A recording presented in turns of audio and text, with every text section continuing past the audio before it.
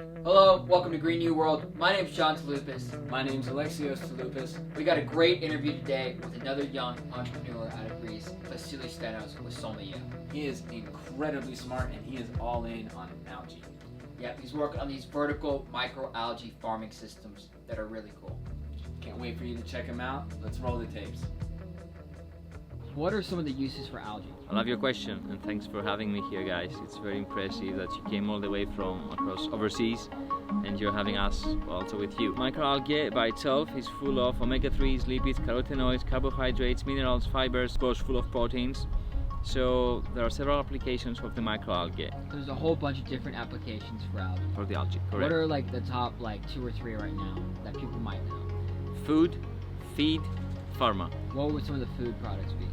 Interesting. You can have some pasta that you can help you while consuming it, controlling your weight, or at least not gaining weight. It's like algae pasta? Yes, algae pasta. I'm sure you have heard of like the matcha tea. Yes. That What kind of there tea? you are. Matcha. It's green. I drink coffee. There you are Yeah. still. So apart from the matcha tea, you also have something which is called spirulina. You can go to buy it as a superfood, as a supplement. This is the dry out algal biomass that you extract while cultivating your algae. So you use it on a scoop in your smoothie and it becomes something like a power drink. Now the second one, feed. Like for animals, like livestock? Absolutely. Why would it be better to use algae as feed than what you're using already? As of now.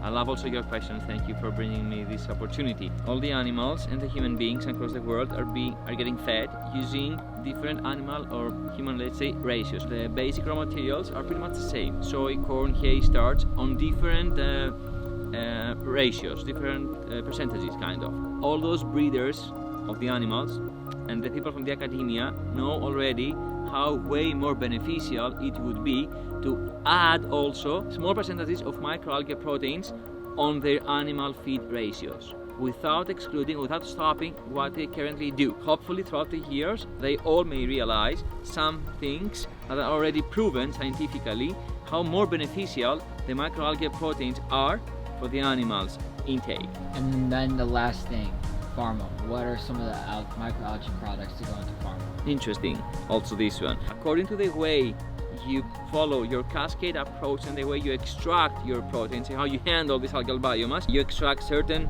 high-value biomolecules, one of which is called phycocyanin. This phycocyanin can also be applied for the many main big pharma companies we all know for post-chemotherapy drugs. How exactly does the vertical farming system work?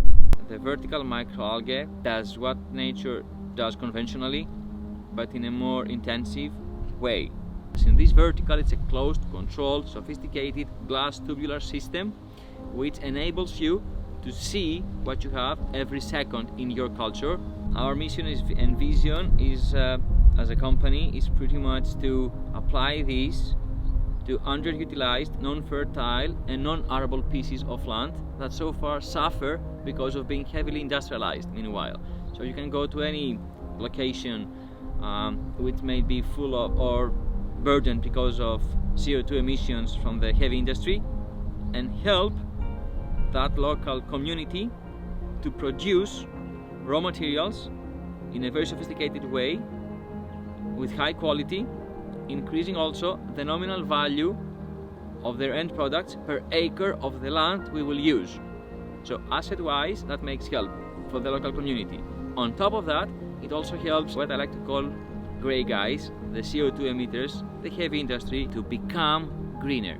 Not to hypocritically speaking look greener, but to tangibly become greener, because you offer them a way to somehow soak some of their CO2 emissions and beneficially use them for food production. So you're solving 2 problems. The form of carbon capture, we're helping reduce CO2 emissions from heavy industries, and at the same time, you're addressing the problem of food shortages and creating food and other products out of it as well. So you're killing 2 birds with 1 stone basically with this system. There you are. So it's cool to see the pilot project and then a bigger scale one, that one in Amsterdam, where we got footage from, and just all the ideas of how much you can scale it up. I had no idea that algae could be used in such various ways and can be such a versatile So many different product. appliances. Yeah. So it's gonna rechange some things, and it's also cool that we're talking at the end, it can start to capture carbon back out. is, without a doubt, useful.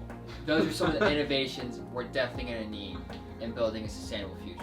If you like this video, like, comment, and subscribe. And remember, together we can build a green new world.